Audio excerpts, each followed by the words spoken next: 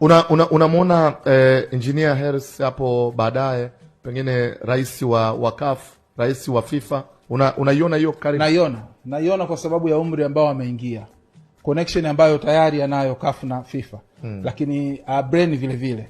Alafu kitu ambacho naomba niwahusie sana wa Tanzania, Adela, haya mambo yanatuhusu wote. Ukisikia kitu kinaitwa FIFA, kinaitwa CAF, yani hakuna raia wa CAF wala raia wa FIFA. Tuache utimu. Ni mtu mmoja katoka Madagascar, mwingine katoka sijui Senegal, mwingine ametoka Colombia, mwingine. Hakuna kitu kinachoitwa FIFA kama vile taifa ambalo linatoa uraia.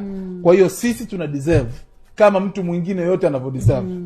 Na ndio maana siwezi kutoa hata mfano wa kanisa Katoliki na Papa, lakini angalia jinsi mapapa walivyokuja kutoka mataifa mbalimbali.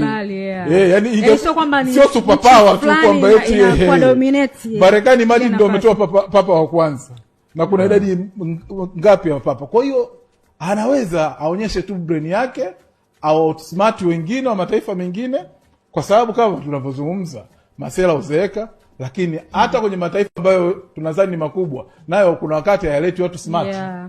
Na ndio maana speaker wetu ana nafasi kubwa huko duniani. Dr. Janabi ana nafasi kubwa huko duniani.